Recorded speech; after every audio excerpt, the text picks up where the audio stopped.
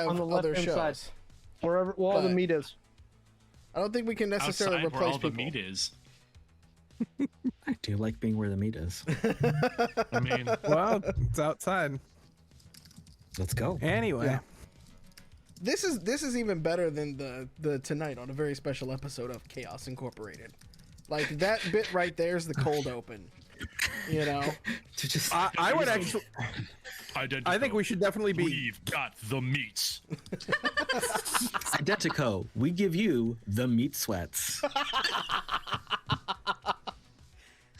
and roll intro.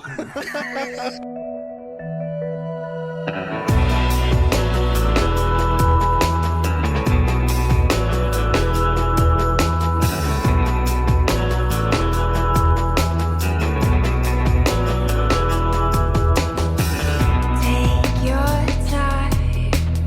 I'm not gonna make you climb down. Digging deep down to turn out.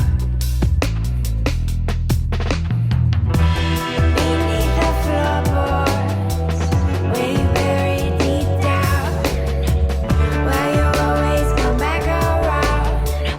Don't you know? There's more than meets the eye, you see. You're not what you appear to be. They don't know you like I do. No one knows but me.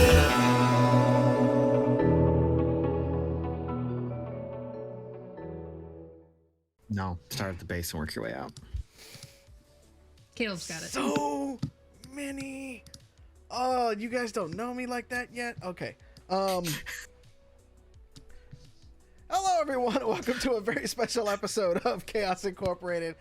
My name is Mallo. I'll be your host for this evening, and joining me is our fantastic cast. Starting first with Caleb, who plays Zed Lane. Remember, no matter where you go, there you are. Fantastic. Fantastic. Next up is Kaylee playing Shawn. How do I put this? My father liked to say that I was unburdened by conversational boundaries. This is a chatty episode too, so that's actually quite, yeah, I like it. Next up we got Michael playing Maxi. Mistakes were made, but not by me. That's okay. That could be the title of episodes 1 and 2 of this whole thing. Next up we have Dot playing Stitches. The key to immortality is first living a life worth remembering. Very true. Very true. Speaking of a life worth remembering, it's your intrepid GM and my co-conspirator for life. It's Alex the Humanoid. Talk to the people, sir. There's so many dogs barking in my house right now. So many dogs barking. They're so angry at Amazon. Okay, what's that quote from, Alex? I don't recognize the quote. Alex, who let them all out? Who? Ooh. I am blaming my 7-year-old who is remarkably unsupervised at the moment. Oh God, it's an interesting thing too because around the mothership we use the term "dogs not barking" to talk about those things that people aren't crowing about just yet. So it's very ironic that you bring it around like that. Corporate synergies, stuff, things. I don't know. Those are words. We're gonna have a lot of words tonight. Is a special Q&A episode. It's a little bit of an early season catch up for those folks. We are putting out all of the episodes on our YouTube channel, youtube.com/Identico. And this is sort of we had a little bit of a technical issue with episodes 1 and 2. They I may believe that's be called lost. an oopsie. No, I said it already. Mistakes were made, but not by me. This is true. Those two episodes were lost to the ether. So they were lost. So I downloaded them as I normally do after we finish the stream. But do you have them now? No, and the thing was is that I go through and I back them up, and for whatever reason, my backup didn't happen, and then the computer that I had purchased, my new streaming box, my new gaming streaming box, died, and so I took it back and they replaced it, and I didn't get backed up. That was all my mistake.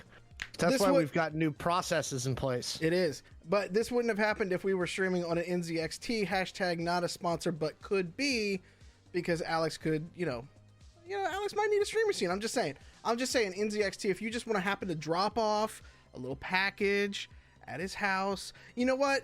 Let's feel generous. Why don't you drop off a package at everyone on this stream's house? Yeah, everybody can get new stream machines. So I am currently using your NZXT cam. That is now my gold standard for monitoring my system runs to make sure that my computer does not bloody explode. I'm sorry, I missed Alex's explanation of how he boned this up. Can somebody repeat it for me? No, I think Mallo got it on the recording. We're good. We're good.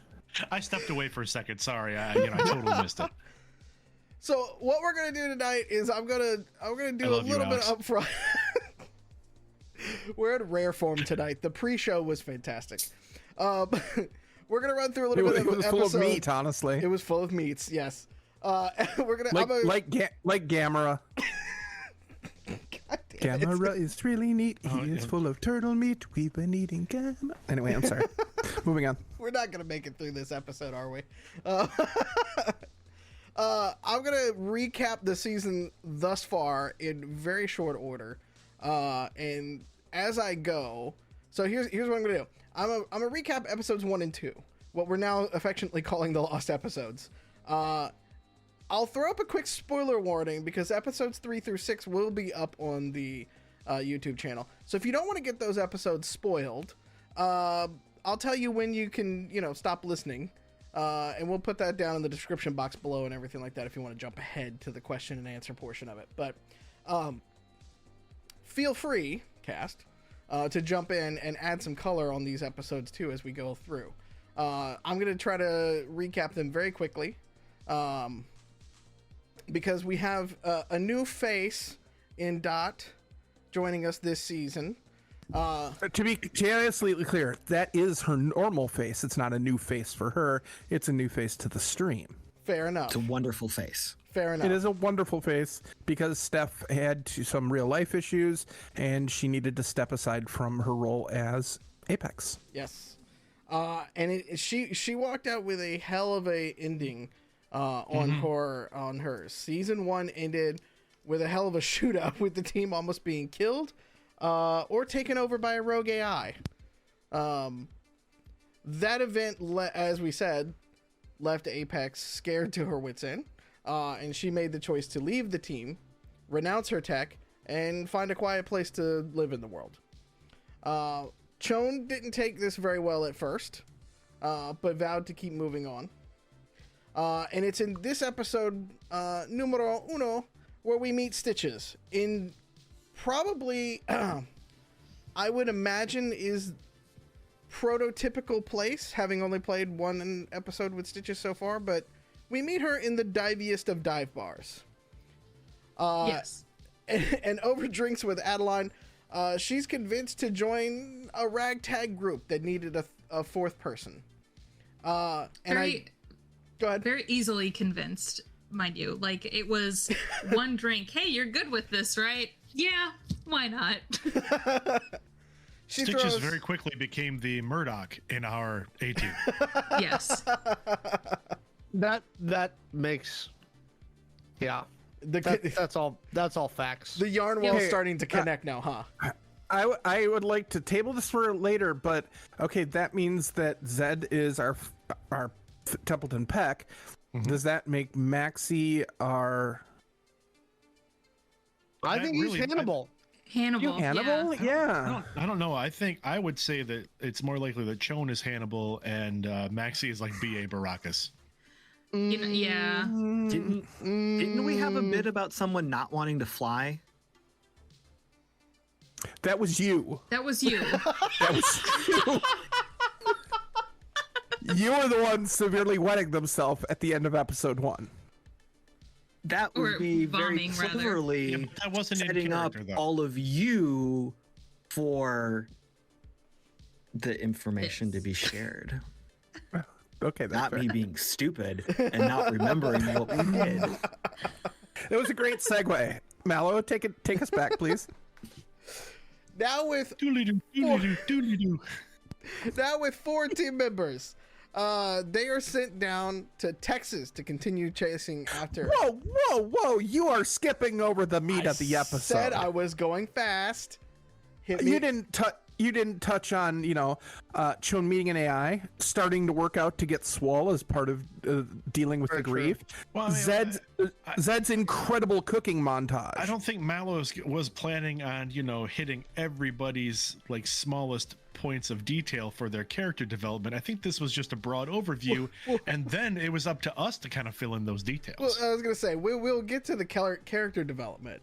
And I do have in my notes here, Zed begins a sweet cook-off montage, I believe with KC Barbecue, correct? Yeah, because it's not an episode of Chaos Incorporated unless we have a cooking montage in there. I don't remember if we had a specific brand that we were supporting without being sponsored.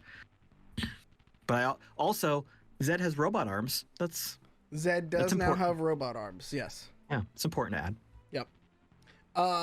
Ironically enough, the person that they're chasing has now gone down to Texas and has fallen in love with a murderous AI construct. For those who aren't aware, Mallo, can you briefly kind of give listeners an idea of what Texas is like? Oh, it's a theocracy. It is. So I think we touch on a lot of this later because I think when we get around past the recap and Mallo's questions to you all, for our viewers and also partially for you four, I'm gonna start connecting some of the yarn wall. Oh, this is a yarn wall episode. That's been presented in episode. I won't be saying anything that hasn't happened in an episode, but I think recapping the yarn wall for everyone will help. Well, give us a background on Kelly Aguilar real quick. So just to say, I'll stop. I'll let y'all get through your stuff. We clearly came into this without a written agenda, so that's okay. That's where the beauty of this come. It's called Chaos Incorporated. It's fine. I did not understand the assignment. I did not get the notes. I did not get the syllabus. I signed up for the class late. I'm sorry. You will be getting a rundown for tomorrow here shortly, though. I'm almost done with it. Thank you, sir. But for real, give us a rundown on Kelly Aguilar, Alex. So the team first heard the name Kelly Aguilar way back at the beginning of season 1, way back when they were attending a party trying to suss out some corporate mergers that their previous employer had sent them to kind of look at. Kelly Aguilar was known for being an independent research scientist that was contracted by a whole bunch of different companies to do research into various types of, let's call it augmentation. During that episode, the team met a brother-sister combo, one of whom was killed by Maxi, who had been experimented on by Kelly Aguilar. Now, Zed made the decision at that time, if we recall, to not take out Kelly Aguilar because Zed wasn't sure. God damn it! It's all my fault. No, I'm going to disagree. I think that was Maxi's call because Maxi was the one behind the scope. Yes, he was, but he was consulting, and Zed was like, "Don't do it." Oh, okay. And you guys took out the 2 COOs, but not Kelly Aguilar. I do remember the discussion of taking a shot at her to make it look like we tried. But you didn't do that. Man, but knowing what we know at the end of season 1, it wouldn't have done a goddamn thing. There would have been a ting. So, the team decided not to take out Kelly Aguilar. And so Kelly Aguilar has kind of been floating in the background of everything that's been going on with all of this. Now, during Maxi's Day Out episode, which you can find on youtube.com/Identico, right? Maxi and Felix also got information that Kelly Aguilar was somehow involved in a laboratory that they found on a barge in the middle of the bay. And once again, Kelly Aguilar kind of fades into the background. What our team learns later is that she is not what you would call someone who submits her research to the ethics board. Not even close. She's also not what you would call human. Not she's anymore. She's still technically human. She has had significant cybernetic rebuilding. She also has a partner who she has modified. She has now, at least. Yes. She also, and by partner I mean like semi-romantic, although again you could have that discussion another day. And finally, she is somehow involved with a different rogue AI that the team believes is an iteration of the benevolent AI. But that actually has not been fully confirmed. And for those folks that didn't see Angel City Stories, there's a rogue AI that runs Benevolent Corporation. Mm-hmm. They met a cybernetic version of that in Benevolent's CEO that I believe broke both of Billy's legs the last time that they were around in the final assault on Benevolent Tower.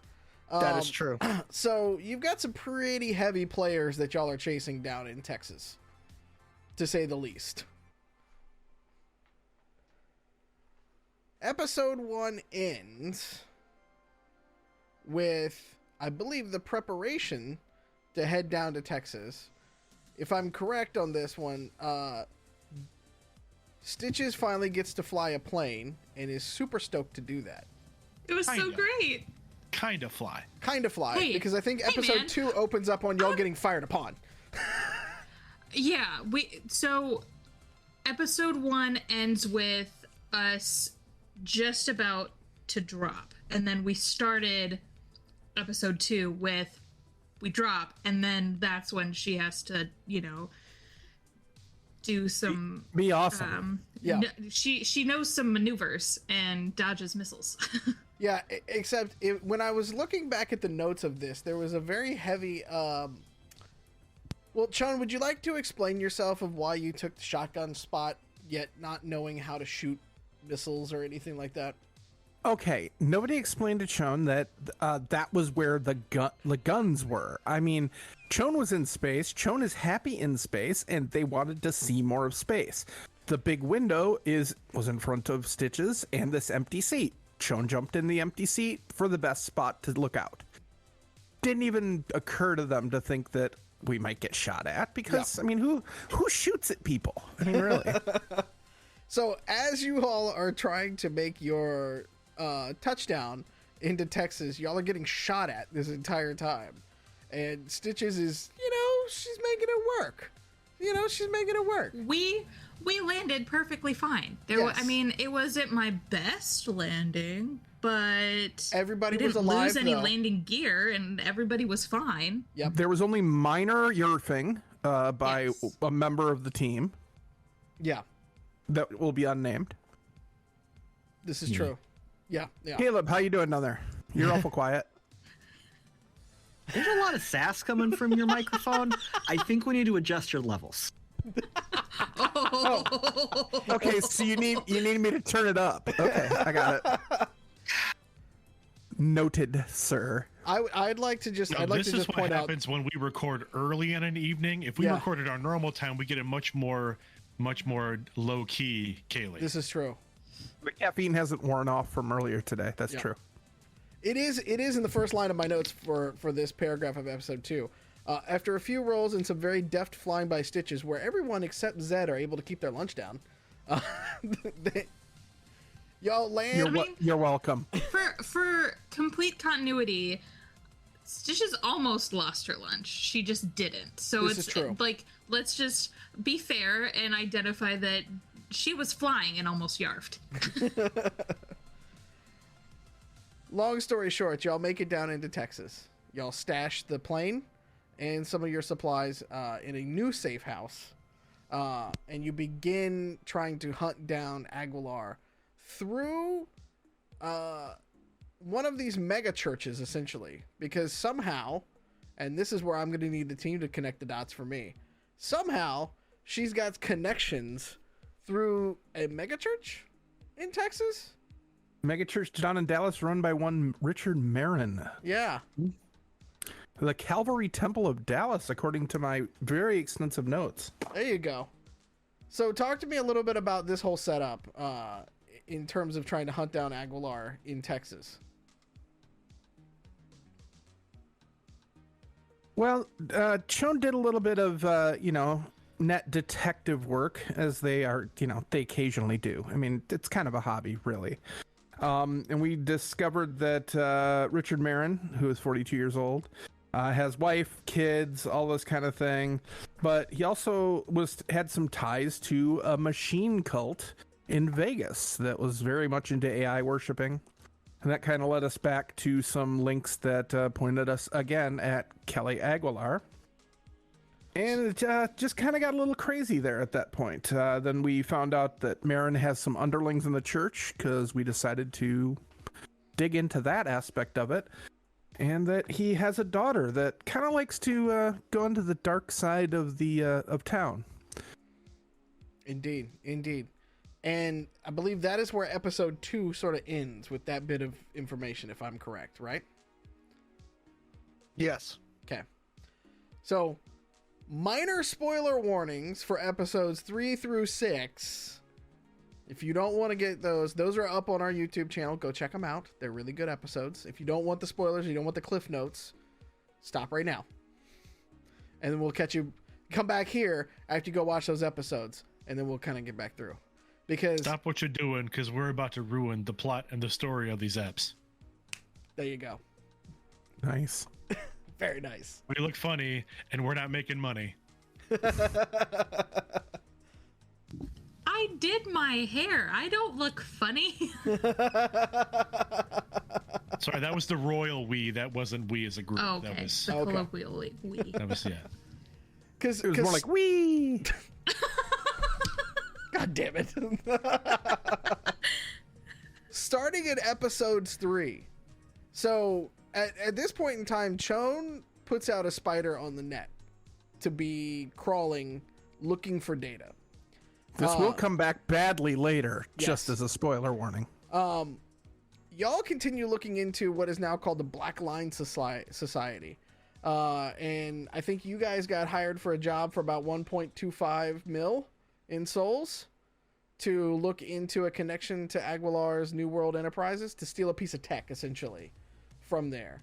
I don't think it was ever explicitly said that it was from Kelly Aguilar's society, but the logo was very there, right? We saw the logo. Yeah. New World Enterprises, yep.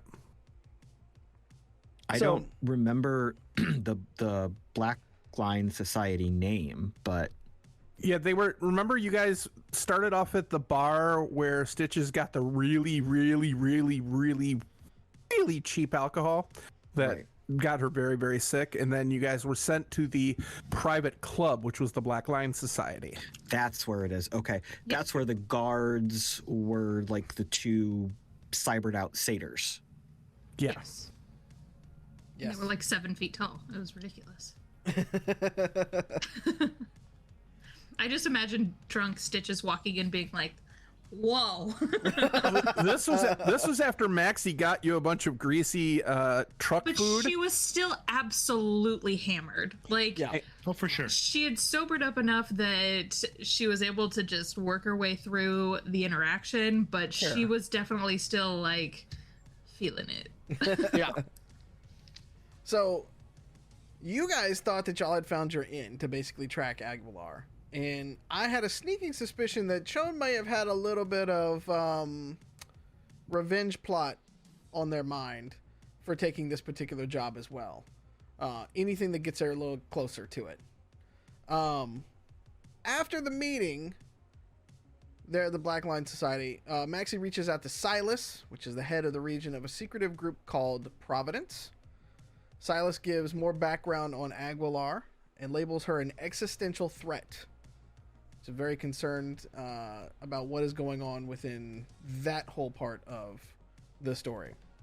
And thus the Shawn's spider turns up dead, to be blunt about it.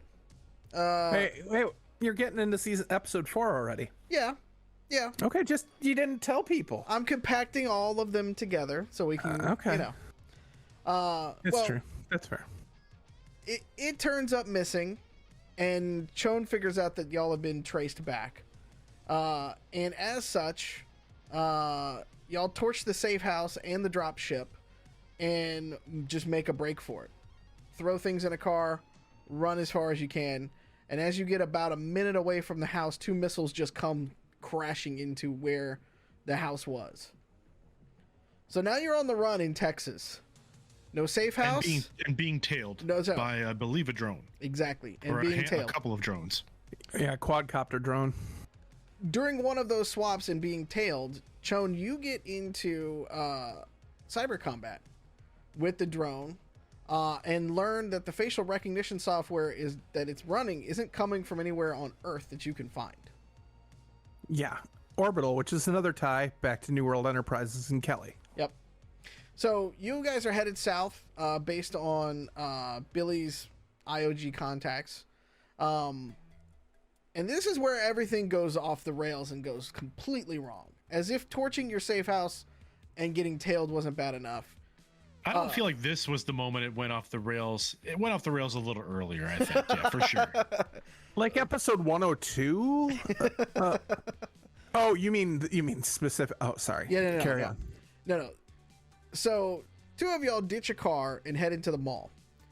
I'm assuming thinking that hiding in plain sight was going to be a good idea. Typically not terrible. The plan that or at least the plan Maxi had formulated in his simple mind was that if we split the group, we could send one group away as a decoy group, and then the other one could make it safely to a meetup point. Yes. Maxi's initial plan was that he would be the distraction, Yes.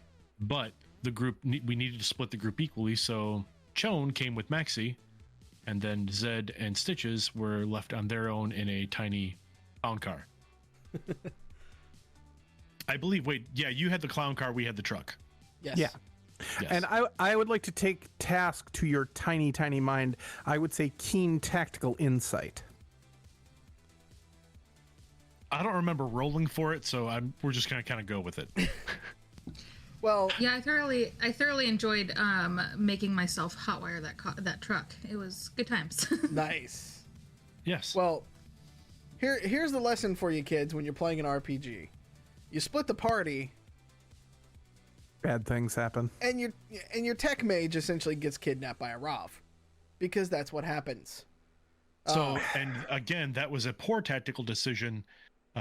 The 2 Maxi and Chone head into the mall to try and get lost in the crowd. Of course, that doesn't work. So Maxi at that point decides to split further and try to draw attention to himself. Yes. Unfortunately, again, that plan is no bueno. And moments later, Chone finds themselves face to face with a Rove. Yep. Yeah, a very creepy Rob that keeps telling me how beautiful I am. Indeed. So Chone is being held captive, and it's later revealed by Kelly Aguilar and one of her Rovs. And Chone tries to set themselves free. Meanwhile, Maxi asks the team if they're ready to go to war, which Billy gets all excited about because Billy loves this shit. Fellow Providence member Felix shows up, and plans are made to rescue Chone. Felix, who the group has seen, the Maxi has seen in Maxi's Day Off, but then the group also, I believe, ran into Felix toward the end of season 1. This is true. Yep. So Yes, Dot is actually a bit- introduced to Felix for the first time, I think. Yeah. Yep, yeah, that was the first interaction between Stitches and Felix, and she was highly impressed by the jump that he made, and yeah, we didn't RP into it as much because there was a lot happening between Stitches and Maxi, but there was definitely going to be there was some intent behind Stitch's actions. That episode was also a challenge because, again, we had to. There was so much to do in that episode that we didn't have as much latitude as we normally would to like RP a lot. Yeah. I think we were all trying to kind of keep it a little more low key or contained, to let the story move forward so that we could get to the point that we ended on. Yep. Because what ends up happening here in episode 6 is that Billy takes his boys and basically, much like he did in Angel City, decides it's going to be a really good idea to go attack an Air Force base. I see a pattern here out of Billy's character. Look, As you do. It was a good distraction for them and kept the military forces away from our party. This is true. Mm-hmm. And after a pitched battle, and Shawn using some rather interesting tactics to help free themselves, all five eventually make their way away with Shawn in a helicopter that survived. Billy asked for it to come back. It survived. I brought it back in. It landed in one piece and may not have stayed in one piece afterwards, but it's fine. Our episode ends with Maxi and Felix both giving Billy a marker, saying their catchphrase, "Providence provides for those who follow the path."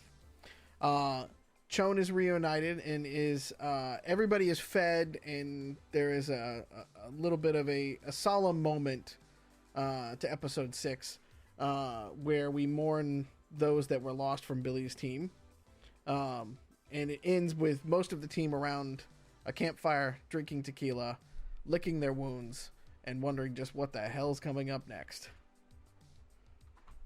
And that is episodes 1 through 6 of this season of Chaos Incorporated. Emotional damage. That's what 1 through 6 is. Especially 6. Yeah. Well, let's start. Dot, you're the newest to this group, but you're no stranger to cyberpunk. What was it like sitting down at a virtual table with this crew, with all of this going on? All of this. So great, first of all. I love Kaylee. I love Michael. Caleb, you're all right. Just kidding. Dang on. Shots fired again. Caleb, this is my next SAS level. I escalated to Dot. You're welcome. Don't worry about it. I love you more than Dot. My love makes up for Dot's completely. I do appreciate your love, Michael. Thank you. First of all, I was coming from the perspective of you and I had never really interacted before I started recording with you guys. So it was a layered joke and it didn't land. In general, if random strangers just think I'm an okay guy, that's fine, because that means the deception is working and no one knows how big a monster I am. No, you are great. I thoroughly love and enjoy playing with all of you. It has been a wonderful experience thus far, and I know it will continue to be. I would say that the biggest challenge for me has definitely been just getting my mind around some of the system and setting elements, just because I had never jumped into Identico before this. My experience with Cyberpunk is Shadowrun, and even on that front, we don't really play Shadowrun. We play our own version of it. Which, yes, Kaylee. How does it feel to play a character that is actually competent? You know what? Hold on, is that hurts. shots fired at is that shots fired at Resting Glitchface? No, is. No, that is shots fired at Dot, who has literally told me on numerous occasions that Val has no fucking clue what she's doing.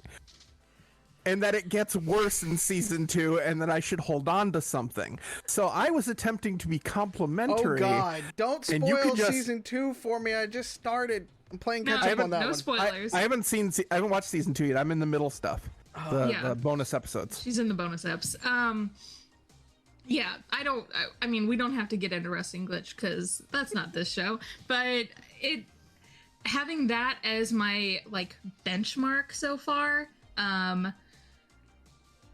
I love the cyberpunk atmosphere, and I definitely am drawn to that just general theme and genre.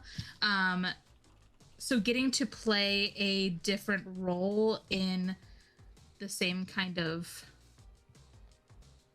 gaming space, I guess you could say, has been thoroughly enjoyable. And I will freely admit that I am not a rules person when it comes to RPGs. I don't read the rules. 90% of the time, you tell me what dice to roll, and I'll read the number off the top of it. There you go. Just because that's not the part of a game that I enjoy. I enjoy the story. I enjoy the RP. I could go an entire game without any combat and be perfectly content.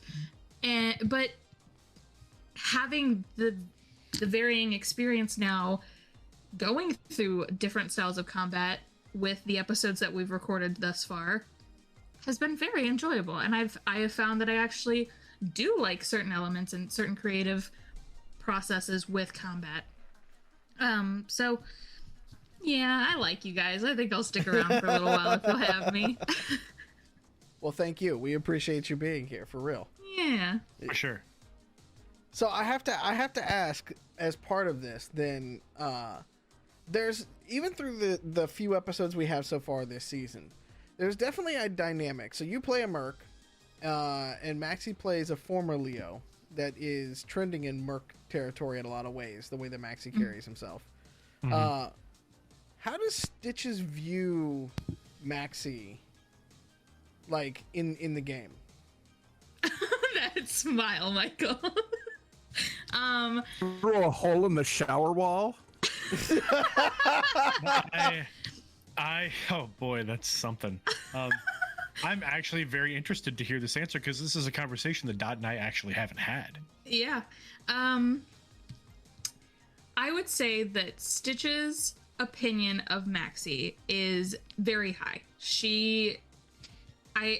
Going back to, I don't remember which episode it was, but when he had his guns all laid out on the table and he was cleaning them, she was like, "Ooh, this guy means business." I like that, because I'm not here to fuck around. I'm trying to portray with her that she has an air of naivety and ignorance about a lot of things, but when it comes down to doing her job, she's gonna fucking do it. And Maxi having that same kind of mentality of, like, business is business is very attractive to her. Maxi, what do you think about it? No, that's a great question. I think Maxi sees Stitches as initially, another resource, right? Another resource to get our jobs done. Maxi's position was basically, human resources to an extent. That's what he was doing for Corpse after his job as a Leo. And so meeting new people is always there's always an assessment period of, okay, what can they bring to the table? What are they good at? What can we rely on them for? I think Maxi also quickly, like, warmed to Stitch's general kind of laissez-faire attitude about kind of life and things. It's a bit of a different tone than, for example, Zed's views, Chone. Like, Stitches brings a different feel. When it came back to Apex, when Apex was on the team, Apex was very much about that revenge. Like, Apex was very driven, to getting that justice, and that was another way to look at the missions we were taking.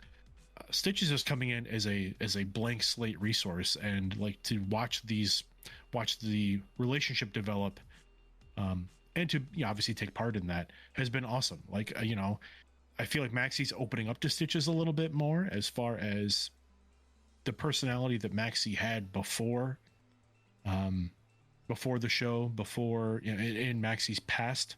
Felix has alluded to it before, where that Maxi was at some point kind of a real party boy, and, like, obviously things took a drastic turn and Maxi did a complete 180 the other direction.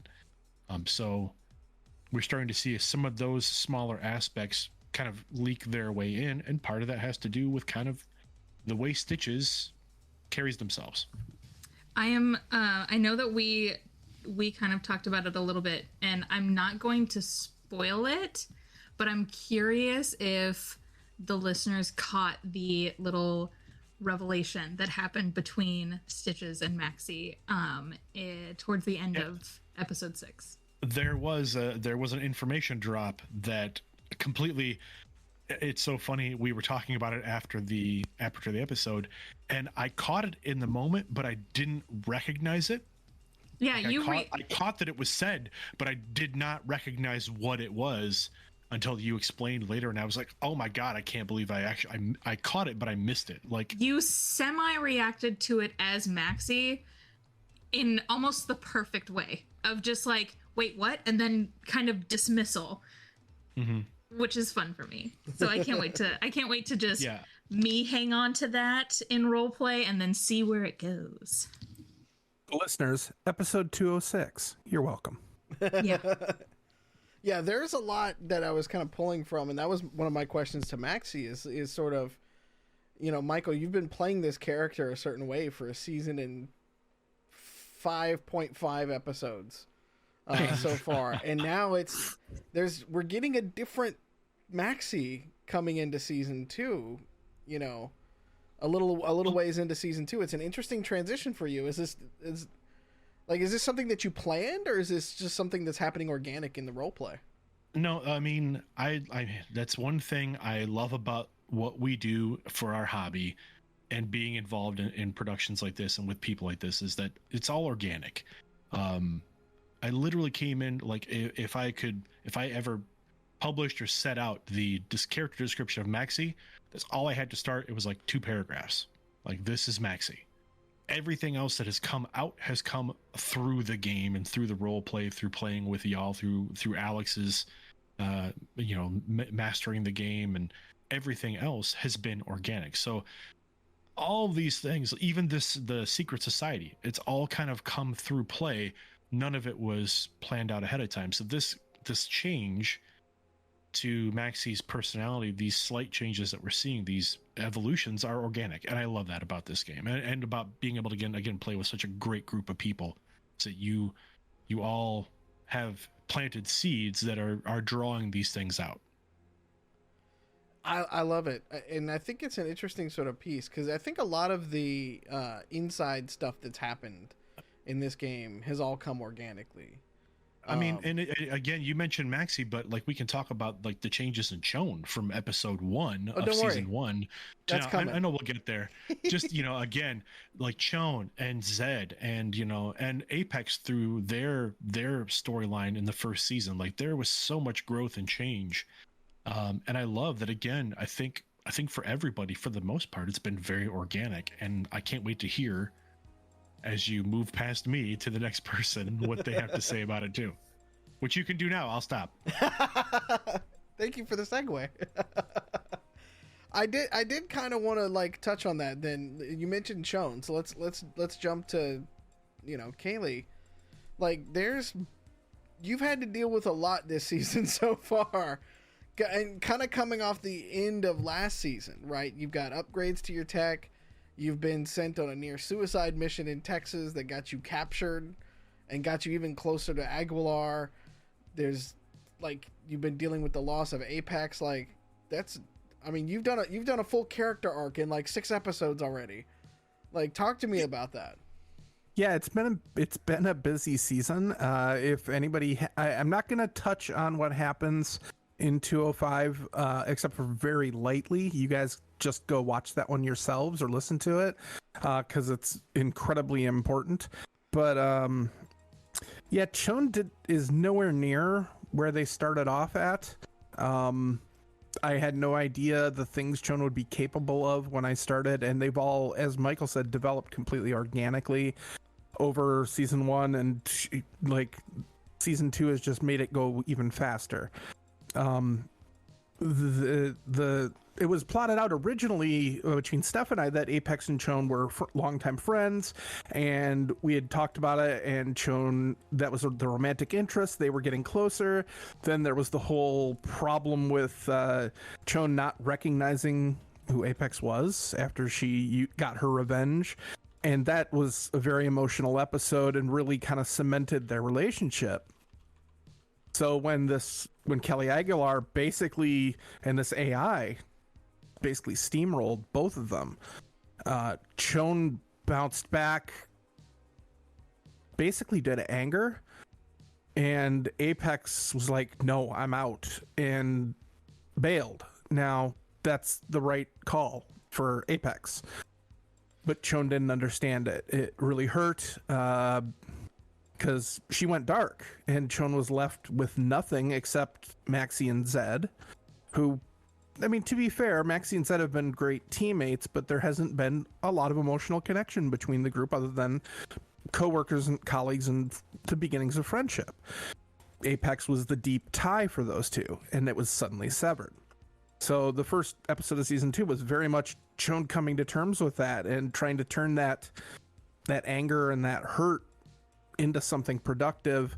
And then suddenly we're so busy that almost got unthought of. We got a new person in our lives, Stitches, who Shawn was like, okay, I don't know who this person is. I don't really care. They're just a body.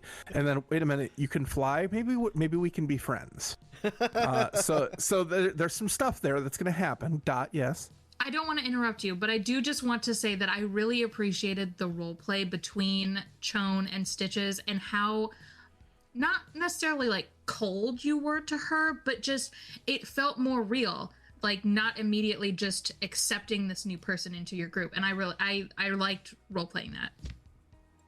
I did too. That is one of my, like, sometimes faults and sometimes good things when I'm really into a character.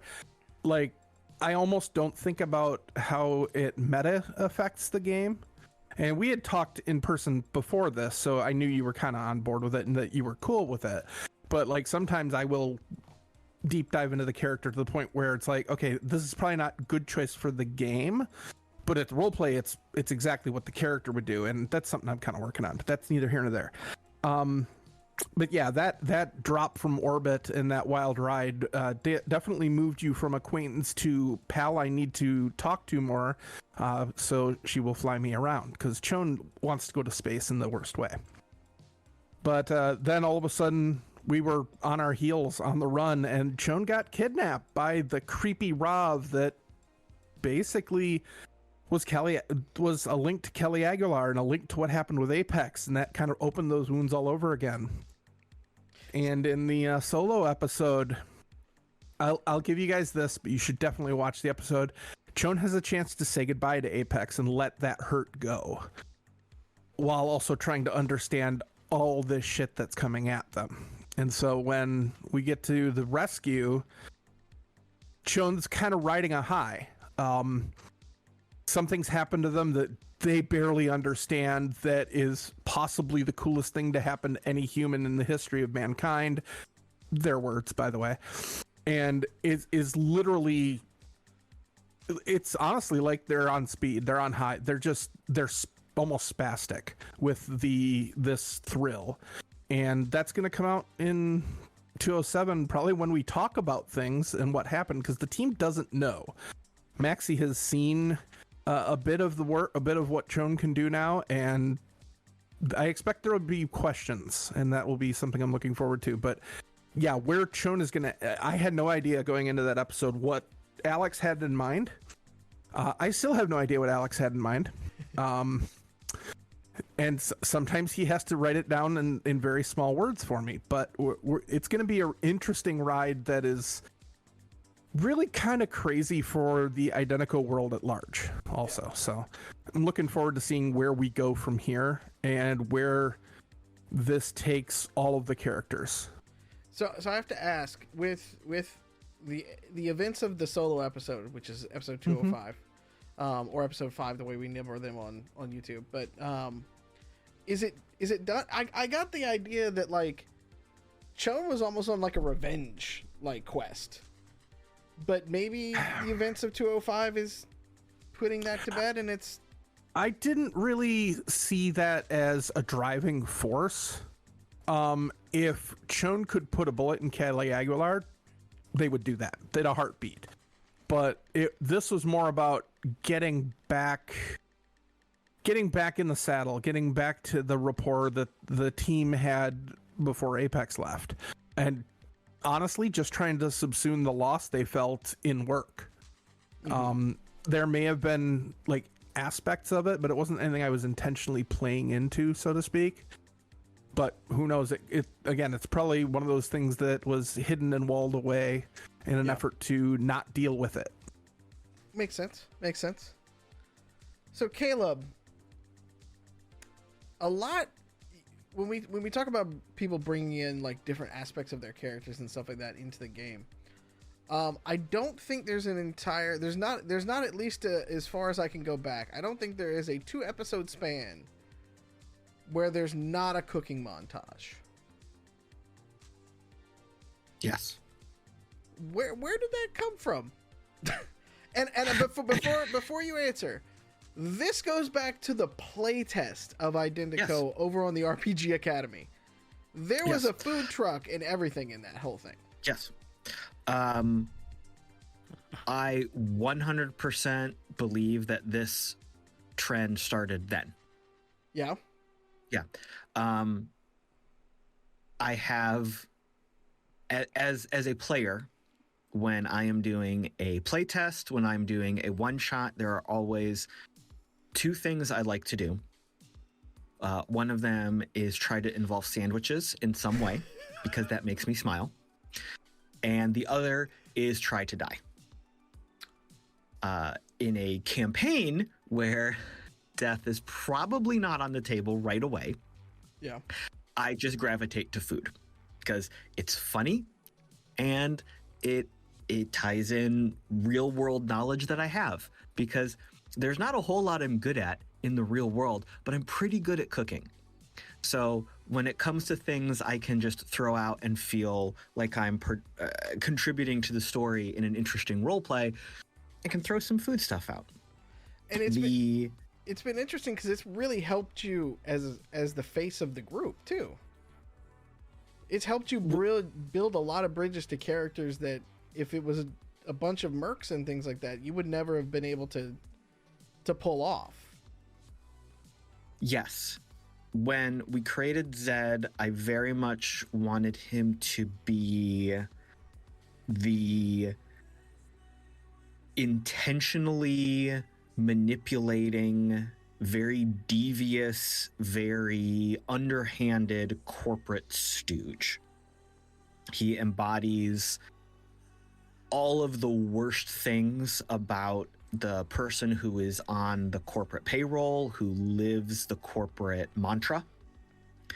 And through that is how he connected to people. He was always reading the room. He's very Patrick Bateman. He's always 2 steps ahead of you in the conversation. He's always reading your body language, your vocal inflection. We invented a special piece of tech for his cyber eye to help him do that better, which was awesome. And I just wanted him to be this really slimy, manipulating, power-hungry asshole. And then as we got to play, as we got to evolve the character a little bit, Alex kept pushing me to figure out more about Zed's motivation and who he really was as a character. And these were really, really tough questions. And it was really challenging for me to answer. And I hope all the times Alex was asking me to answer them differently, he wasn't like at his wit's end ripping his hair out because I was giving him shitty answers. He's shaking his head on the video. But I had this idea of Zed as just that, like I said, a corporate asshole. But Alex was really pushing me to draw more of the character out and understand his motivation. And this was one of the biggest challenges I took on as a performer, as a role player. In the history of the characters I've rolled and played, there's 2 that have been, in my mind, very much connected and drawn from who I am as a person, different aspects of my personality and persona, a lot of real world, but in a different situation. And that because of that, they have been so challenging. And Zed is one of those characters. And he didn't start out to be that character. That was uncovered through role play, through interaction with this group, through the support and encouragement of Alex. There you go. And then to go back to what you originally asked about before I started rambling, the food thing. See, I recognize my own problems, y'all. I know when I'm doing it, I can just bring it around. That's how I survive at work. So the food thing, yes, it's a fun joke for me, but it became like a very interesting social grease for Zed to connect with different types of people, like you asked. And I think that was one of the big motivating points for pushing Zed in a different direction than I'd originally thought of him and created him. Yes, he is that driven, power-hungry asshole, but this other dynamic of him almost showed him in real time as we were playing the game. There's different ways to connect with people. It's not just him exerting his influence and charisma and skills at manipulation. He can connect with people on a real level. His connections with Chone and Maxi and Apex, the connections he built with Stitches when we came in and started interacting and doing goofy makeup scenes. Listen, this is where I'm gonna interrupt, because it's not just about connecting, and I've noticed this about all of you, and Dot's fallen into it, and I don't even think most of you realize you're doing it. But it's something I have found fascinating both last season and this season, is it's not just about connecting, but every one of those actions is about providing care and support through action, right? When you feed someone, you are providing care. It's the most baseline from the time a child is born through when we do things, right? We make dinners for our friends and our families, and we associate care and love with the concept of food and sharing of meals and creating food for other people. The makeup scenes, right? It's letting someone see a part of themselves that they don't normally see. So when you're giving a makeover, you're giving someone a fresh perspective on their lives. There was the scene where Chone and Maxi are playing Minecraft, right? But in that moment, it's about, and somebody, we'll have to clip this piece out later. It's about Maxi taking that moment where this is not Maxi's world. This is not a thing Maxi does, right? But to Chone, this is a very important activity. To Chone, this is very critical. And so Maxi taking that moment to learn about and participate in an activity that means a lot to Chone, because through all of season 1, when Chone was stressed, when Chone didn't know what to do, Chone would play video games. Chone would fiddle on their glow, right? And so again, I don't know if the cast realizes they're doing it, but every one of the times that they step back and are getting these weird interludes, it's not just about, it's about showing that they care without having to go through the like, we don't have to verbalize it. I don't want to because verbalizing it is uncomfortable and hard, right? And so what we'll do is we will just make breakfast. Yep. Or after Dot is hammered from drinking God knows what, right? No, Stitches, not Dot. Stitches is hammered. Yeah, from drinking Dot, God knows that's what. on one half dozen to the other. That's on Right. Identico after dark. After dark. Let's- After yeah. dark. Yeah. So After, but my point is it's let's stop at the taco truck to make sure we can get some food in their stomach so they don't die, right? All of these elements are all about showing that care for the people around them without having to express it, because everybody here is like Caleb, the hard, grizzled corporate asshole, or Maxi, the stoic, silent, guy with a past that he doesn't talk about, right? Things like that can be overcome with, we're going to break bread together, right? And that was kind of the point of Billy's people saying, no, you stay for the cookout and the funeral, is we fought here together, now we're going to eat together and share these moments, which is also why they did it before they went into battle with you, right? Here, you take the tequila. It's about being goofy, but it's about seeing how you react when they offer things that mean something to them up to you. So anyway, I don't know if y'all realize that, but that's what I take from all of those. is deep levels of caring. Just wholesome content, you know. That's what we're here for. Wholesome content before they blow up buildings. Hey, there's got to be a balance, right? Yep. As you do. As you do. I would agree with that. It's probably not even anything, like you said, we are doing it consciously or unconsciously, but it does work. I will say, and then I'm gonna make one comment about the Maxi Shawn Minecraft thing, and then I'm going back to Caleb for my next point because I need to touch on something he said so I can hand it back to him. That Minecraft scene where Maxi got into it. Michael has been a friend of mine for just gobs of years, and I'm just never more proud of him than that moment, because it was like, I handed you this, look at this thing my character would like to show to you, isn't it pretty? And you dove in with abandon, and Chon's heart grew 3 sizes that day. That is literally the point where I knew Chon and Maxi could be friends. It would be friends. Before it was yeah.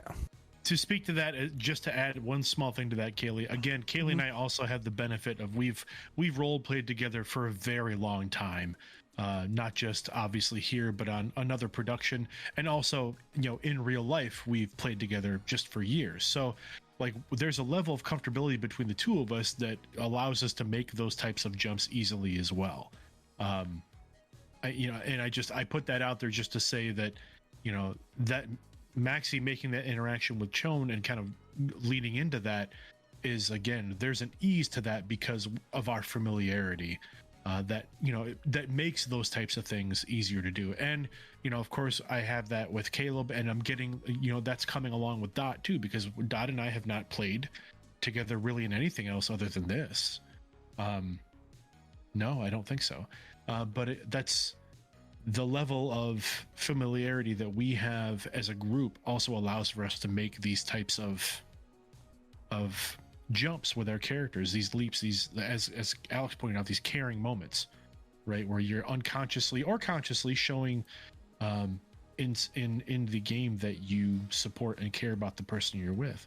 There was a moment like that with Maxi and Felix where they crashed out in the same room and they woke up spooning, and it's completely platonic.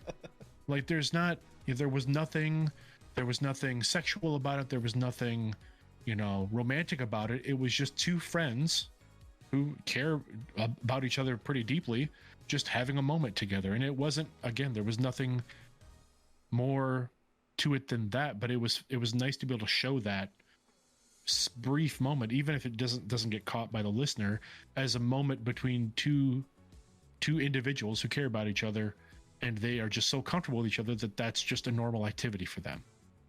Felix and Maxi have been through hell together. Mm-hmm. But there's sure. a lot more backstory there too that we might try to get to in an episode. Yeah, sometime. Yeah. But anyway, not to take away from what Kaylee was saying, I just wanted to interject that moment because Kaylee and I, again, we've known each other for so long. Yep. And played together in so many things. That it's easy for us to play those emotional moments off each other. Yeah. And one thing this is where I wanted to bring it back around to something Caleb said, with Zed. Chon was very distrustful of Zed at the beginning. And during the scene where we met Mike Tate for the first time, when Zed was basically proving, it was almost literally like Zed was describing himself as Caleb did. Look, I'm the asshole. I want to know what's in it for me. That's when Zed started to change. At that point, Shawn was like, okay, fuck you. If I have to work with you, that's great. But they did not trust Zed at that point. But Zed changed. And there's an entire episode where Zed and Shawn started to bond during the Bosco scene. Bosco was a wonderful thing, and Caleb and I, that was just beautiful. And then when we were in the tower and everything went to hell, when we were upstairs waiting to have our meeting, and everything went to hell, and we had to get Apex out of there with the elevator and parkour, there was again that trust, and that's where a bond was built. But that wouldn't have happened if Zed hadn't grown and changed that way. And it was just an amazing transformation and character building on the part of Caleb. So I'm really happy that happened because I didn't want to hate Zed for the rest of the show. So I have to ask then, with all of this character growth and change and things that have happened, Alex, what's been the biggest surprise or curveball that the cast has thrown at you so far this season? Ooh, I can't wait to hear this. I don't think there's anything that would be a biggest. And that's because I expect. How do you put this? Do you It's not expect that chaos, Alex? I expect chaos, and Okay. so I have a very specific process, and this is very similar to how I prepare a lot of other stuff. A very specific process, but mostly what I've got is I've got major points of what's happening in the world, like plotted out in my head. The cast can tell you very few times have we gone into pre-show where I'm like, hey, we need to hit a spot today, so can we, mind our pacing and stuff like that. Very rarely is that a thing that I do, because again, I like having those moments. I like having them let the players have room to breathe. It's a complex story. It's a complex situation. So they need time to kind of work through it. I don't normally do it. So I don't know what the most surprising thing would be, because half the fun is the surprises, right? It's okay, we're going to do makeover time now because this is how we're going to go about this. I'll give you an example. The guy they kidnapped last season, right? They go into a meeting with Red Cap, and they're supposed to just be like having a discussion, and literally like last second that, it's like Maxi's like, nah, fuck it, I'm taking this guy, right? And just they kidnap him right there, and now they're in a car chase, and they've got some serious weight coming down on them, right? So it's a major escalation. Especially from moments like that, you must be prepared for any and all possibilities, because Maxi might just kidnap somebody. Right? So Yes, you do. I expect chaos. That's what we do, As right? you do. That doesn't stop the other elements. So the other elements, the NPCs, the organizations, the people in this world, they have agency. They're going about doing what they're doing, and they're going to continue doing what they do, regardless of other things. And so, it's really about the players getting there first, or jamming them in the toes. Shawn getting captured, and then conversely Shawn escaping will change things. The yarn wall got more complicated now, or? It's not actually, honestly, it may simplify the yarn wall. Okay. It will probably bring, I would guess, and I'm not going to speak for the players, I imagine it's going to bring the conflict into focus for the players. Right? Okay. Would imagine. What's been the thing, because you mentioned connecting some of the yarn wall and stuff like that. What's the biggest thing that you can say that you laid it out on the yarn wall and you were like, that's easy, they're going to get that, and then they just blew right past it? Or is that going to give away too much? If it's going to give away too much, let's not spoil the season. That might give away too much. Okay. That might give away too much. I tried, chat. There's a lot of different things happening simultaneously, and there has been, and that's been the biggest challenge, I think, for some of this, which is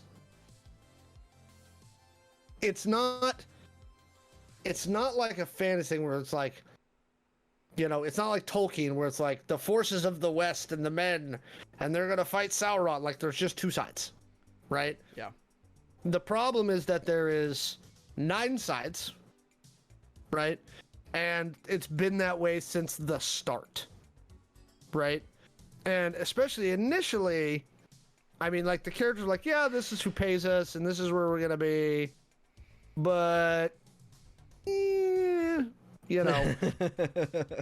And at that time, you know, I think, especially for the first part of the first season, it was a lot of everybody had their own agendas. Like, Zed had one, Maxi had one, Chone had one, Apex had one. As we start season 2, they've kind of been forced into having a singular or a more focused agenda, right? Because of who they've signed on with. And now, after the events of the last couple episodes, I think that's going to further focus them into not only is our agenda what these people are, but it's this specifically. This is who we're after, right? Fuck this person in particular. Right. And so, yeah, that's the interesting part. I'm good with that. Revenge quest. I'm still thinking it's a revenge quest here. So Well, I want and from- Go ahead. ahead. No, go ahead. Good. I mean, I don't know if I'd say it's revenge, but there's definitely been a couple of people who are basically at the root of what is causing your problems, or have been coming after you since for a while now. So with that in mind, I kind of want to. We'll end this Q&A sort of portion is. And you know we got bad blood. Bad blood. What was there was a parody of that one that was really good about villains or something like that, from Batman versus Superman, I think. But I kind of want to go round robin style and kind of ask everybody, like, what's the one thing that you sort of expect from the season going forward? What should our viewers and those be ready for? What is it that your character is sort of expecting out of the rest of the season?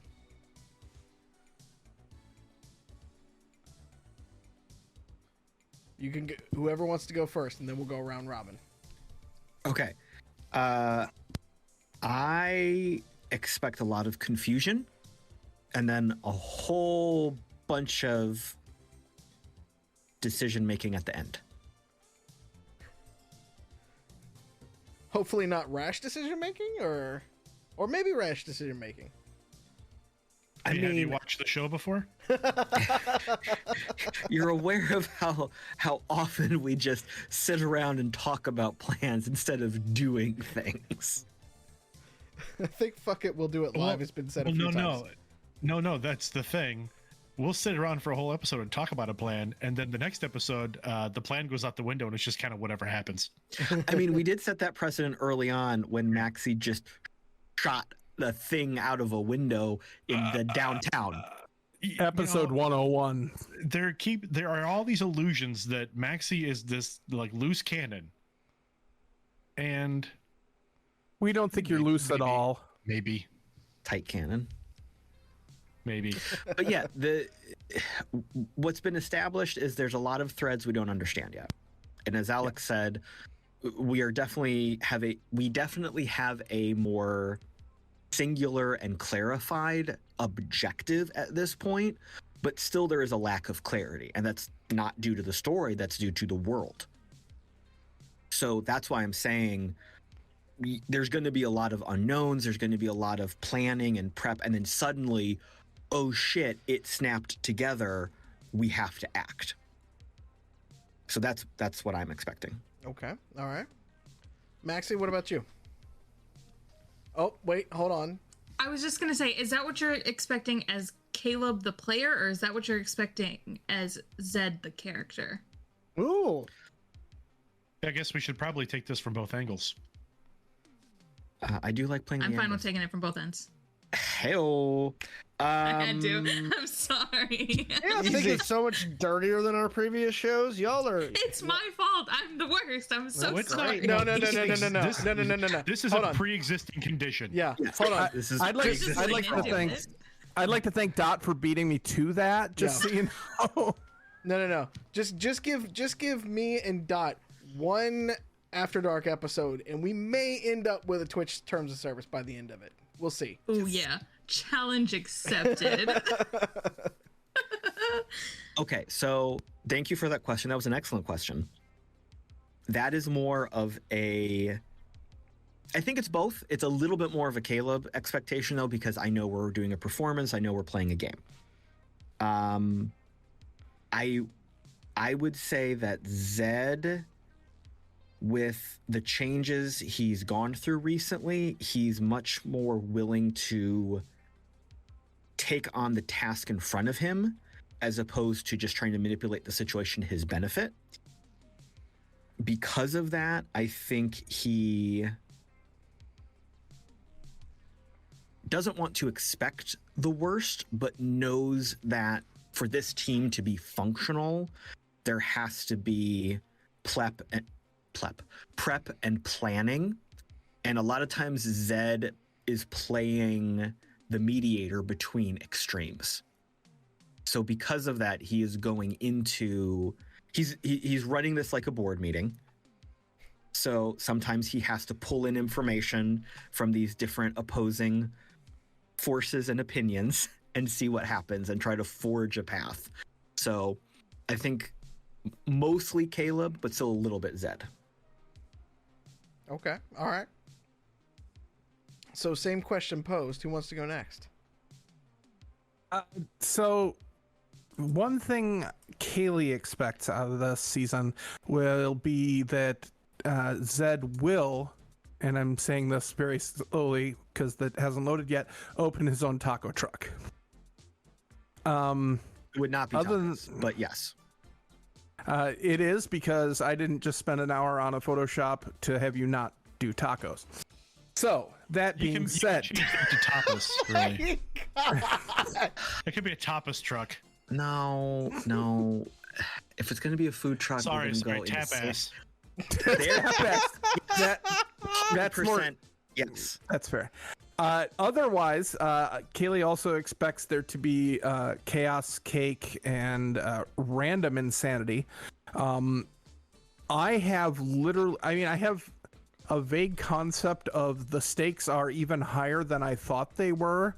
And that was after Mike Tate and the IOG said basically we're headed for another, World War III like nuke dropped in the middle of the country event.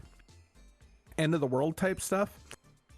And now Chona has discovered that there's far-reaching things, so Kaylee's a little bit like, ooh, okay, this got a little out of hand, little over my head, that's fine.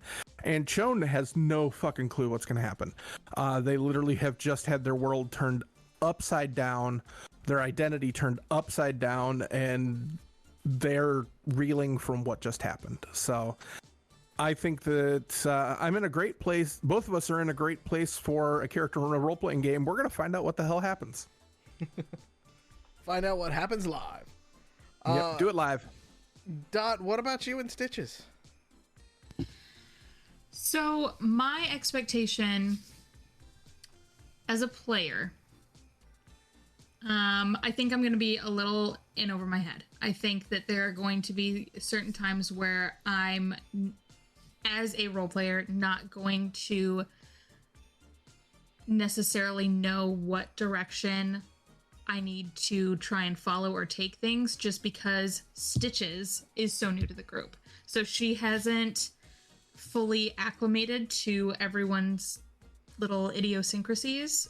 She's picking up things here and there about behaviors and likes and dislikes and reactions to her own behaviors. So I think that it's going to be a lot. I think my expectation as a player is to just go with the flow a little bit, and then as Stitches, have those reactions be as authentic as I can make them. Just because I want her to feel like not just an extra person that was tacked onto the group. I want to eventually get to the point of them seeing her as their teammate. Nice. I will throw this out there. I'm gonna argue that's I'll argue just from the position of a player outside the game, but then also in the game. I feel like that's happening or happened already. Like the acclimation period. I kind of feel like for the most part the acclimation period I think is over. I think with certain things, yes. Yeah, for certain things. Yeah, because I think that there's still a level of trust between everyone else and Stitches that hasn't been built yet. Because, like, I don't personally expect Chone to trust Stitches as far as she can throw her at this point, because they haven't had an opportunity to really interact with each other outside of just, hey, I'm being kind of flirty right now, and that's funny, you know? There hasn't been a moment of intensity between the two of them that has really just bridged that gap. Same with, like, her and Zed. There have been moments of, you know, comedic behavior, but not necessarily anything that they've shared that would make them close. No, no, that's a good point. You raise a good point. Yeah, you haven't forged the emotional bonds that turns a group of people working together into a tight team. Yes, she is doing things at this point to get you to like her and think that she is competent in what she can do. That way, that bit of trust starts to get built, and she's trying to present the expectation that you can rely on her. Nice. I would like to just kind of say that's interesting, but like from Chone's point of view, and we'll definitely dig into this in roleplay, that's a great way to make a teammate feel like you are a valuable asset, as Maxi would put it. Yeah. As somebody that Chone would go shopping with on purpose, they'd go to Zed every single time. Right. They'd go to Maxi before they'd go to Stitches. Now, Chone has no fashion sense, but Chone trusts those two as friends, and it's going to take more than just being competent to generate those bonds, at least from this character's corner. Sure. That'll be fun to play. I read that, or I interpreted that as this is Stitches, like, kind of just putting those beginning bonds out there, like, Yes. you know, to start with, I need you to see me as a competent team member, and we can go from there. Like, Oh, sweetie, competence is way overrated in this group. Well, she wants you to at least know that she's trying her best. Yeah. that we can agree on. That's good. All right, Michael. Zed also has a very binary view of people. Mhm. So you're either in or out. Yeah. And at this point, you're in. I think there was one point, oh man, I'm trying to remember exactly how that conversation went, because I think, like, I said something as Stitches, and Zed responded with, yeah, she'll do fine. And I can't remember exactly what the context of that was. I do remember that exchange, but I don't remember what it was about. Yeah. But Dang that's it. like Go back and watch the episodes. You'll find it. That's like the fourth room middle manager Mhm. parts Yep. of Zed. That's just the snap well, decision. again, the reason we're doing this is because some of those episodes can't be watched. Okay. Hey, to be fair, 203 is 80% there. I kid. I totally kid. I love everyone. Honestly, I think that it actually was. I think it was in I think that conversation happened in the, like, meeting room when Stitches was first being introduced to the team. Yeah, I So think it yeah, did it's too. gone. Shucks. All right, Michael. What is it that you're expecting from this season? All right. Well, as a player, as Michael, I'm expecting the same thing that I think I've been expecting from day one with this group. And again, this is something that Dot just, you know, continues to add and bring to the table. Is just a high level of role play, a high level of buy-in. We're all trying our best to work together to tell an amazing story that we enjoy playing and that would be enjoyable to listen or watch. Right? This is a performance, but at the heart of it, it's a game, and we're all playing it together, and we're all having fun doing it. That's to me at the absolute baseline. That's what the rest of the season is going to be like. And as long as Chaos Inc. continues, that's all I really expect out of it, is that we will do our best to tell an amazing story with Alex at the helm. Mallo, you know, working production when you can, coming in and playing with us as a part of the team when you can. You know, again, we all work together so well that's what I expect moving forward. As far as Maxi is concerned, as a character, Maxi's in a really weird place right now. And the weird place for Maxi is that for most of his career, he's been able to rely on the fact that he was working with groups that had high levels of resources, and also in this other group, this secret society, Providence, that there was a level of support there as well.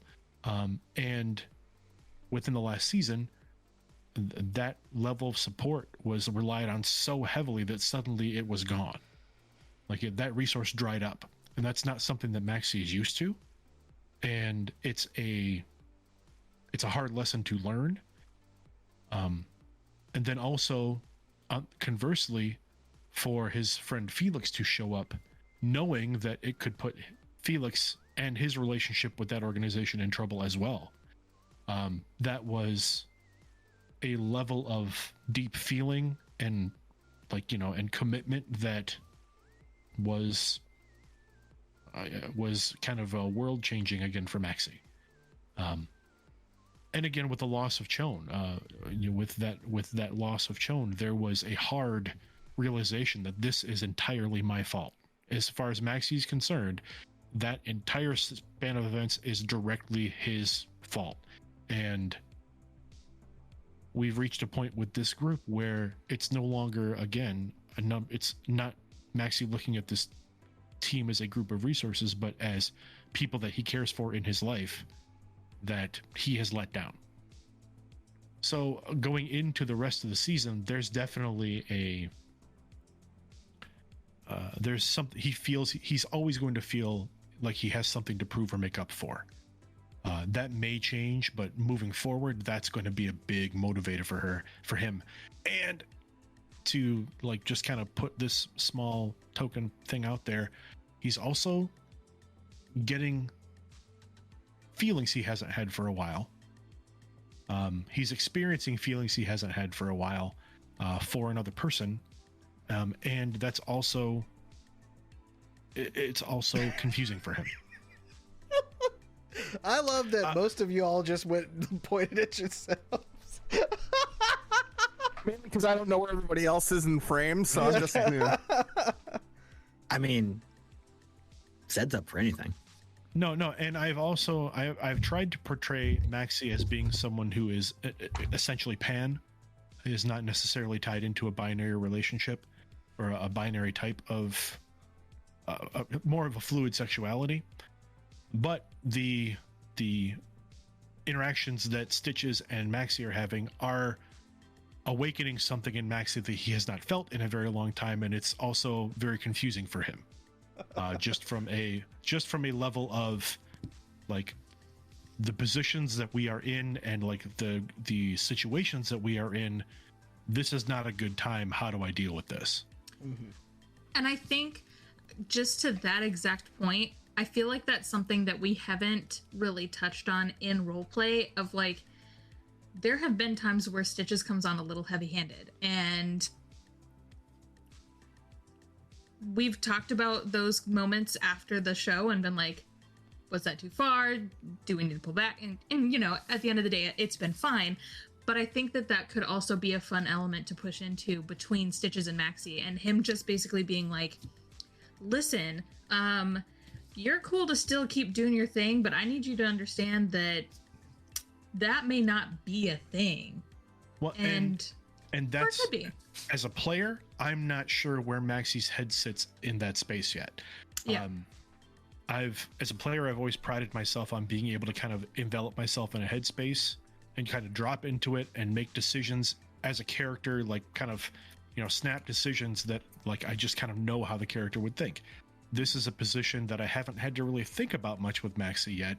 So I'm still trying to develop that particular headspace for him and how he would deal with some of these things, because there's that party boy old style aspect of Maxi that is down to clown, I'm in to win. And that's something that as a character he's fought very hard to control and take control of. Right. So this aspect of Stitches that is a lot more kind of freewheeling and kind of just living life is edging him back into that behavior too. And it's like, how does Maxi feel about that? Like, how does he deal with that? So I'm looking forward to playing those things out. And again, the closeness that's come along with Chone, Maxi and Chone have gotten closer in general. Between Maxi helping Chone with training and then, trying to kind of, again, like see things from Chone's perspective and kind of be more support, be there for this person they see as become a friend, and Zed and Maxi have always kind of had that, I would almost say like brotherly rivalry. Like we kind of like poke at each other and play with each other, but that hasn't really changed and it hasn't gotten worse or better. It's just there. It's like a relationship that Maxi doesn't have to think about. It's just a relationship that's there. Very so much that corporate organization. Like, yeah. I think Zed and Maxi fell into stride because they knew their job and the office. Mm-hmm. Mm-hmm. And they were both of that mindset. Like, we're here for work. We're here for a job. Yeah. We've been set to do a thing. And, we will work together. We will be great teammates. We will get to know each other, but maybe that is as far as it goes. But, again, as we've seen, everyone's personality is kind of bringing interesting new things out in Maxi. So we'll see. We'll continue to see how that develops. I do hope Maxi and Zed get another parkour episode. Oh, I think it'll have to happen at some point. Yep. Just not in an elevator, please. Yeah, just not in an elevator. I have a parkour skill I'd like to hang out with you guys with, but That being said, I look forward to seeing how the story as a whole develops with Maxi being part of that story. Whatever part he and his organization play remains to be seen, but looking forward to seeing how everything plays out. And I love the fact that, again, as a group, we don't, Alex made a point of saying we don't really talk about plot points before we play. We get a brief recap. Usually Kaylee does a bang up job of putting notes together for us. Some of us are horrible at keeping notes. I'm pointing at myself. So I value those highly. And then we take a brief, like 5, maybe 10-minute recap before we play. And then we just play. So for the most part, story points, plot points, relationships between characters, it's all happening kind of real time as we are playing. And that's what I live for. Can't ask for anything better. No, I can't. This is literally, if every other game I have got cut out of my life, as long as I could continue playing this game with you folks, like it would meet all of my needs for a game. 100%. So can't be more proud than. Love you guys. All right, Alex, bring us home, buddy. I expect a TPK. Yes. I'm kidding. I'm expecting if we're gonna kind of go like what do I expect for the rest of season 2? I think a lot of clarity. I think that these characters are going to move. I don't want to use that term. I think that their drive and purpose in life is going to become a lot more clear to them, and where they want to be. I think that the audience and the players are going to learn a lot about the future of Identico and all the goofy crap that Mallo and I have been designing for years, and we're like holding back, and we're like, you know what? I'm leaving it all on the floor. You're welcome, America. Okay. So you're going to see a lot of that over the next bit of the season. A lot of changes, a lot of hints as to the future of Identico and all the stuff that we're building.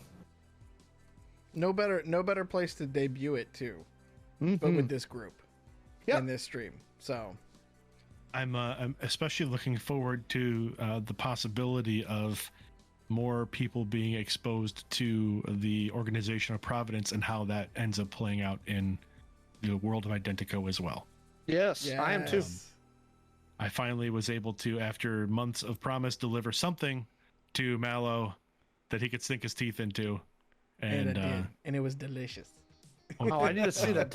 Have I not seen this yet? No, I think I've only shared it with Mallo. Michael and I have been putting a little seasoning on this dish behind the scenes. Yeah, It's still an aperitif. It is not quite an entree yet. Yeah, but it's good stuff. It's really good stuff. I'll see it soon. All right. Well, that is all the time that we have for you tonight. Thank you for joining us over on the YouTubes. Before we jump off, a quick plug for merchandise, because I'm wearing, and so is Kaylee, our brand new Chaos Incorporated long sleeve t-shirt that is up at playidentico.com/merch. Go check it out. It comes in this fetching black and that fetching pink color as well. If you order now, you get it probably by the end of the month, I would say. If not, Mine was like 2 weeks ish. yeah. Depending print where on you're demand. at. Yeah. Yeah. They're print on demand. It's good quality. It's a heavier kind of thing, so we're getting into fall time. So perfect for hanging out when the cold weather hits. We got some other merchandise and stuff like that up there, including some Chaos Incorporated stickers and just some good stuff, including the core rule book in hardback format that I will ship to you personally. So go check that out. If you're watching this on YouTube, you can watch us live every other Tuesday. Just check our stream schedule over on twitch.tv/Identico. And that way you can chat along and join the chaos live and watch it unfold in front of you, because it has been beautiful so far this season. Otherwise, catch us on the socials at Identico on Twitch or at Humanoid Games on Instagram. There we go. That's a thing. We have things there. For the rest of our cast, Dot, where can they catch you? Normally on the Twitters, .matrix_01, as well as on the Resting Glitch Face and Gaming with Gage and Friends podcast. Yeah. Kaylee, where can they find you? You can find me up on the Tweety app at Anime Girl, and you can find me here and over on Rook and Rasp. I'm on the next 2 weekends for a charity stream with Michael and the Seriously Let's Play game the following Saturday. And also Redemption Season 8 debuts October 15th. We are back in recording, so you can find both of us there as well. All right, Caleb, where can they find you? I am on the socials at the Caleb G. You can hear me on various RPG Academy productions. You will 99% see me in person at a Catacon this year in November. And you can also see some of my charity work that I'm trying to build some momentum on over at 0.5past.org. And a quick plug for 0.5 Past, I think. Caleb, hold me to this, though. The Pelotonia is still going on? A little bit? So we're always raising money. There you go. It's 24/7. This man is raising money to fight cancer 24/7. Go to pelotonia.com. Search 0.5 Past. Donate. It's pelotonia.org. Pelotonia.org. Then search 0.5 Past. If you don't go donate, you're banned. You That's what I did. You can Banned. fix that shit in post, Shawn. It's fine. Yeah. Fuck it, we do it live. Michael, where can they find you, sir? You can find me on the socials at losermlw. I'm there on the Twitters, on the Instagrams, even on the Facebooks, pretty much everywhere with that. If you search that in Google, you'll come up with some interesting things, I'm sure. You can also find me, as Kaylee already mentioned, you can find me on Rook and Rasp as well. The next couple weekends, this coming weekend and the next weekend, we're both in some Seriously Let's Play action and the charity stream that's going on there. So please tune in, donate if you can. It'll be a wonderful set of games. And then, of course, Redemption is coming out very shortly as we are recording that. And you can also find me at the audio drama Tubular Teens with Titans, which is a Super Saiyan Power Rangers inspired audio drama. I play the villain. It's a lot of fun. And the villain is amazing. Harbinger's not so bad. I enjoy chewing scenery. It's a lot of fun. Yep. Alex, where can they find you when not hanging out in Identico? As always, I am on all the socials at Alex the Humanoid. That's Twitter and TikTok and pretty much everywhere. Also, you can find me at the Gamers Heaven in Seattle, and we are running Identico every Thursday at 7 p.m. Also, we just reset the campaign, so we're going to a new setting for Identico at the store, so they can come hang out. New players are always welcome, so come see us. Yep, we just slot you in right as you come in. So it's a living campaign, which means you don't necessarily have to come week to week. If you have to miss a week, it's all good. We can just bring you right back in. If you're going to be slotted in by anybody, Alex and Shawn, they are wonderful to just slot you in. Yeah, Yes. This episode's definitely getting marked not for kids. I mark all of our episodes not for kill. I mean, just come on. For everybody here, for every of you watching at home, thank you all so much for tuning in. Drink your water, take your vitamins, be good to yourself, be good to each other, and don't forget to stay weird. We'll see you next week, all right? Bye. Bye. Goodbye, everybody. Finger guns.